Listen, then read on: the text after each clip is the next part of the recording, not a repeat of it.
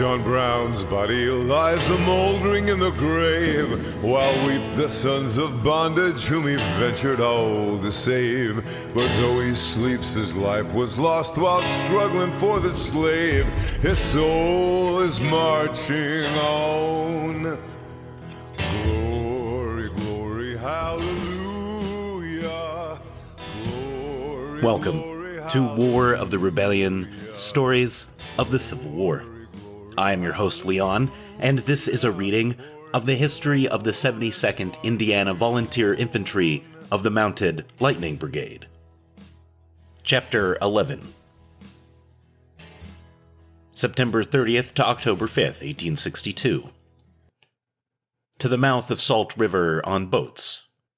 March to Elizabethtown, 21 miles, in good order and complimented by our colonel.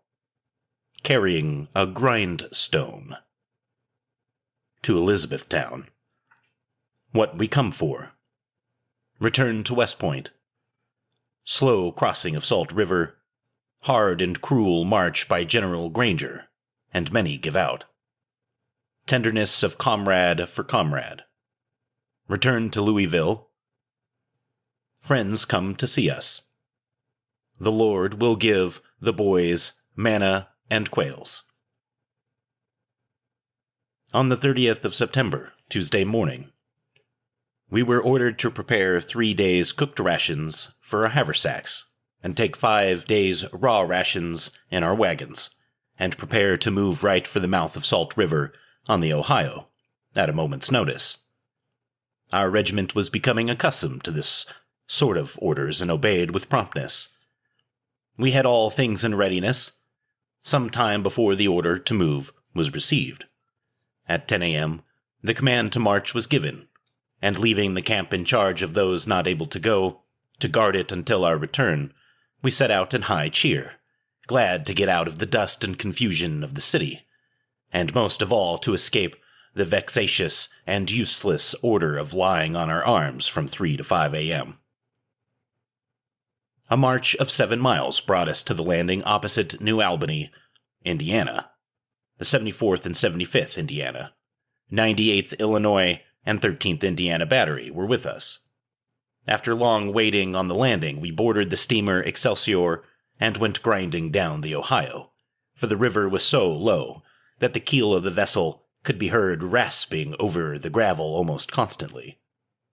At 9:30, the brigade disembarked from the steamers, climbed to the top of the bluff at the little town of West Point, and rested several hours, if lying on sharp rocks can be so called. Our wagons and battery had come through from Louisville to this point under escort of cavalry. And early on the mornings of October 1st, we started for Elizabethtown. The day was pleasantly cool. Water was tolerably plenty. We marched on a pike, halting a little for rest about every 2 hours. And at night we went into camp near Elizabethtown, having marched 21 miles. The regiment was in excellent condition, few men having fallen out, and almost every gun was stacked. This so pleased Colonel Miller that he complimented us highly the next morning, when we were formed to resume the march, assuring us that the march had been severe, and that veteran soldiers could not have made it in better time or condition. Many of our feet were blistered all over the bottoms. During the march, we often heard men remark, "There, I felt another blister smash on the bottom of my foot." But they neither winced nor halted, but marched right on. Just before going into camp, Captain Robinson jocosely accused William Ralph with being almost played out. William denied the charge, and to prove that his vim was abundant, he seized a grindstone weighing about 100 pounds, which stood near a house we were passing, and carried it 3/4 of a mile into camp.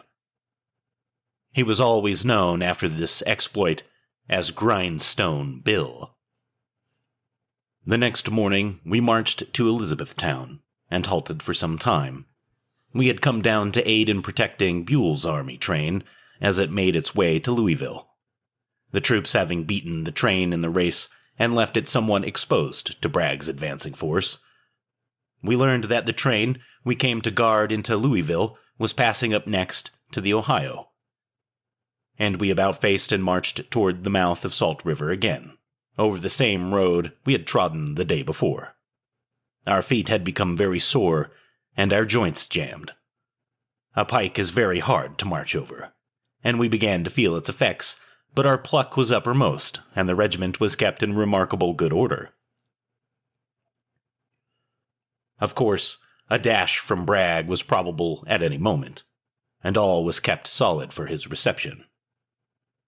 On the evening of that day, a soldier of the 72nd went into a front yard, seized a beehive, threw it on his shoulder, and ran away with it, while the bees swarmed in a cloud above his head and streamed out from behind like smoke from the stack of a locomotive. He succeeded in getting the hive from the bees and safe into camp with him. That night, the odor of honey mingled with that of coffee and SB on the balmy air of the Kentucky autumn.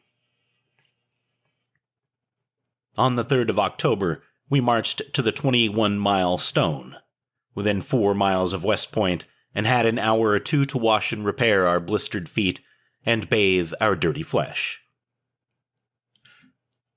The next morning we drew half rations, for we were entirely out, and resumed our march. There was a long delay at West Point in crossing the Salt River, over which was but one little pontoon for all the trains. At 1:15, we finally succeeded in getting over and taking up the line of march on the river road for Louisville. We didn't get to go back on boats as some expected. This afternoon we marched very rapidly, passing over about 3 miles to the hour on the average, and moving 19 miles before going into camp. With their sore feet, jammed joints and short rations, this was a very hard march on the troops, and to add to its hardships, water was not to be had. When we went into camp on the banks of the Ohio, 21 miles from where we had started, many of the best men were left behind, and not more than 2/3 of the guns were stacked. Water was hard to get, but with great resolution those who got into camp began to get coffee for themselves and for their comrades who had fallen behind, and whom they expected to come up almost famished. We cannot refrain from speaking of this brotherly and devoted attachment of comrade to comrade on such a march as this, when a soldier like Bob Cann would say to his messmate Tom Bailey, "Well, Tom, I'm played. I'm bound to stop and rest. I'll come up with you in camp tonight if possible." Then Tom would not only get coffee and supper for himself when he got into camp, but also for his exhausted comrade, would manage to keep it warm, and would also prepare the softest possible place for him to sleep when he should arrive. This is but a specimen of the universal noble conduct of messmate with messmate under all such circumstances, and no husband or son ever came in sight of the light in the window, set there by a mother's hand on a cold, dark, wet night, with more certainty that fire and food and cheer were ready, than did the weary soldier who came in sight of the campfires of the 72nd after a day's march like this. This devotion to each other was not only brotherly, it was, in its warmth and beauty, motherly. 4 hours after going into camp that night, the weary comrades came limping in to find that their messmates had prepared refreshments for them. This uselessly hard march was no fault by Colonel Miller. It was a useless exploit of folly by General Granger. He could kill more troops by marching than the enemy could by fighting. At 4 o'clock the next morning, reveille sounded, and we were marched up and off after a hearty breakfast. Making another forced march, we reached Louisville at 11 a.m., having moved 15 miles in 6 hours. The last part of this march was conducted by Colonel Miller. He knew how to handle troops, and would halt them for a short rest every hour and a half or 2 hours, making as much speed in a given time as Granger did, who never halted for rest. We find that all comrades who kept notes of our movements during our service concur in saying this was the hardest marching we ever did, and that it was as useless as it was cruel. The immediate result was many sunstrokes and exhaustion, followed by sickness of long duration, discharges, and deaths. On this march we had no tents, slept in the open air, were marched hard, ran short of rations, and tasted soldier life fully and stood the test splendidly.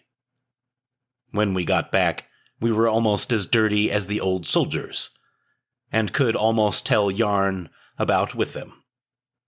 Buell was all in safe now, and the next thing was to be besieged by Bragg or to get out after him, smash him up, or force him back. We found many of our citizen friends from home in the camp when we returned, amongst them Mrs. Major Kirkpatrick and Mrs. Colonel Miller. But some, not being able to hear from us and not knowing when we would return, had left their presents and regards and returned home. All these noble friends brought something to make our soldier life more comfortable.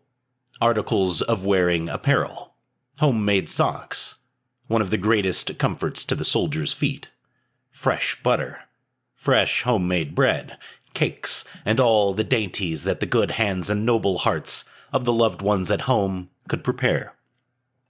To us, these presents were at once strength and comfort to muscle, mind, and heart. To know that those at home were thinking of and praying for us was half the battle to many a soldier. Of course, our Indiana friends went to General Dumont to inquire about us, and the general kindly gave them all the information he had, and said he didn't know just when we would get back to camp. "Why, General," said one of the citizen visitors, "they only took 3 days' rations in their haversacks, and have now been out almost 5 days. What will they do for something to eat?" That brought out the general's most ironical nasal, and he replied with a most puzzled expression, "Lord have mercy on them, my friends. I hadn't thought of this until you suggested it. I don't see what those honest, innocent 72nd fellows will do for something to eat.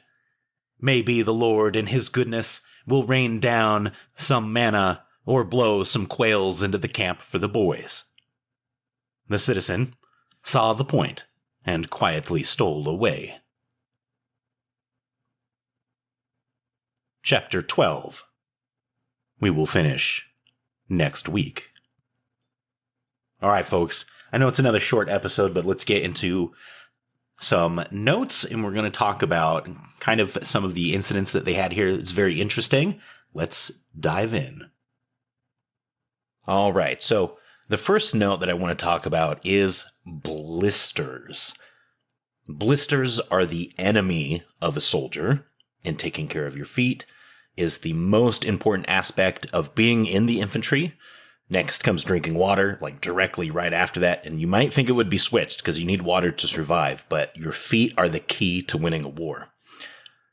One of the proudest moments of my life was being inspected by VA doctors for compensation, and the doctors remarking how good my feet look in regards to the many different types of feet that they have seen, because they get chewed up in the military. So I can't stress this enough. Nowadays, anti-blister technology is a, $100 million industry. The soldiers in the Civil War figured out the two sock method, which is to wear your regular socks over a very thin sock, something like what you might wear with dress shoes. Dress socks are very common. That really cuts down on it, and you can add moleskin on the blisters. For me personally, I just kept a knife that I would disinfect, and then I would pop my blisters with it, and then coat the wound in rubbing alcohol or something. It hurt terribly, but just ending the pain as soon as you can and putting the moleskin on it, such a huge relief. Just makes it so much better and so much worth it. And I know you're not supposed to pop blisters, but you don't have a choice most of the time. So I do not miss those days of blisters and chafe walking, I'll tell you that. But the next gentleman, Grindstone Bill. What a fantastic name. Takes a 100-pound grindstone and just carries it off.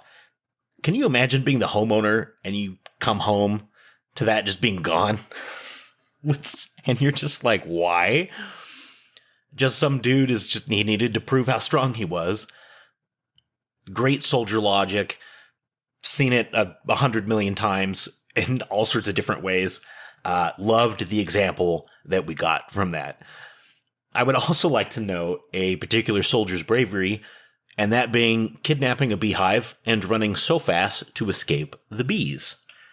I could not and would not ever be so brave as to attempt this. And my goodness, if that doesn't show you the resourcefulness and boredom of soldiers, I'm not sure what will.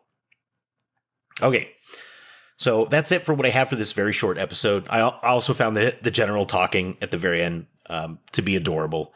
I love his quirkiness. I guess is the only way I could explain it in modern terms. The man is definitely different, that's for sure. So it does feel very much like we're building up to a climactic beginning of a soldier. So we'll see what happens, what their first action is. And I could go and read it, but that's not the fun. Let's have them tell us the story. All right. So beyond that, I'm going to talk about some rather important news that I've got going on and a couple of other things. So previously, the internet of where I'm staying at was so poor, I just could not use my PC. I couldn't upload, I couldn't download. I kind of just had to hang out and just work on what I'm here for, which was homework. It was not working correctly, and it was terrible. So that is fixed now. I'm super happy with it.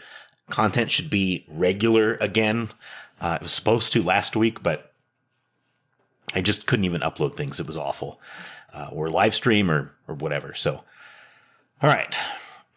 The next big news is, and I think is probably pretty important for a bunch of you, is I need to create, and by the time this, if you're on the weekend listening to this, I will have 2 YouTube channels, as it's really starting to pick up steam. So currently I post game videos and Civil War videos on the same current channel, just War of the Rebellion. I'm going to be separating those two, and I'm going to create a new YouTube channel called War of the Rebellion Gaming, and that is exclusively going to have all the gaming videos. I'm going to do crossovers between each other so that people can see that I have two, but it's going to have gaming videos, the Civil War games that I play, or Helldivers, or whatever it is, the live streams, and reaction videos that I'll do eventually.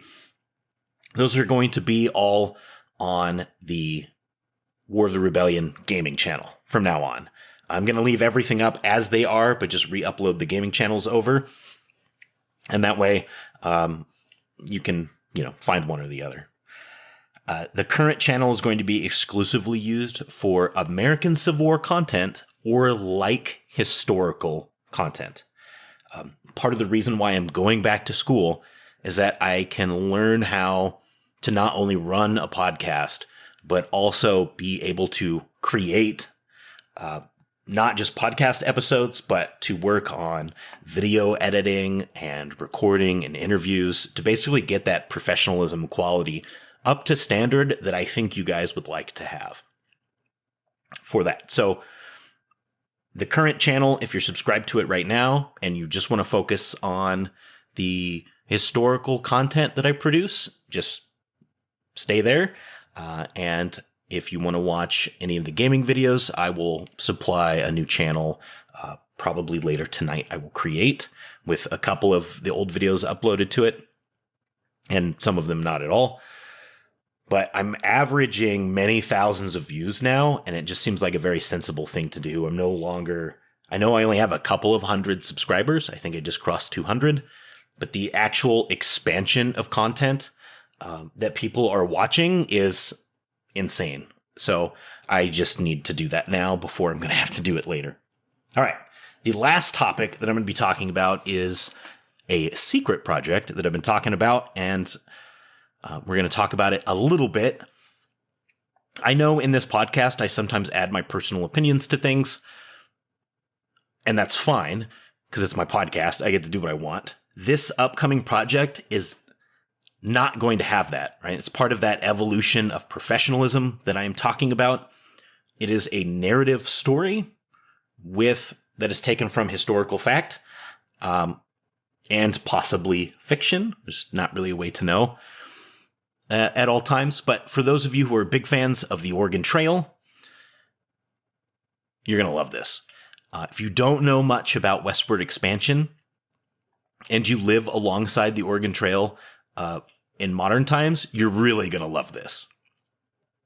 And I think you're in for one heck of a ride. So I think for those of you who are going to be exposed to the Oregon Trail story for the first time, are going to learn a lot. And if you live in these areas that are discussed, you're probably going to have a newfound respect for these places that you drive by every single day. I think it's one of the really great, unique experiences about being an American is we have so many roads.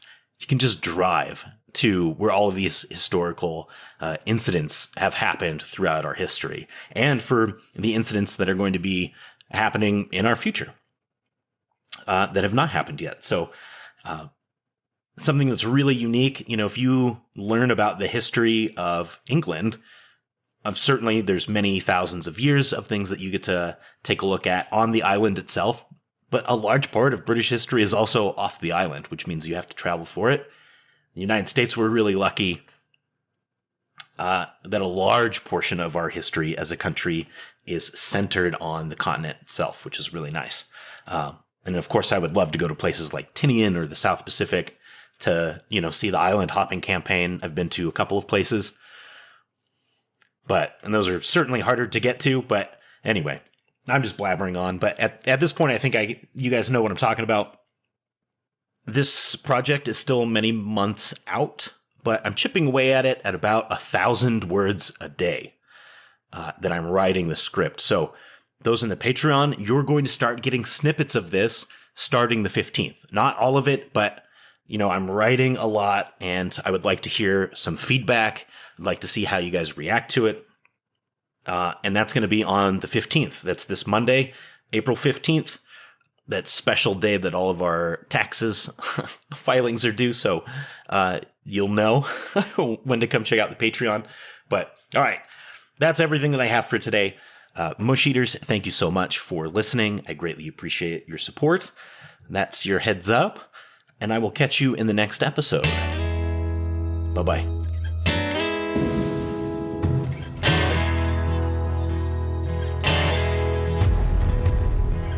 John Brown's body lies a-mouldering in the grave, while weep the sons of bondage whom he ventured all to save. But though he sleeps, his life was lost while struggling for the slave. His soul is marching on. Glory, glory, hallelujah. Glory, glory, hallelujah. Hallelujah, for his soul is marching on.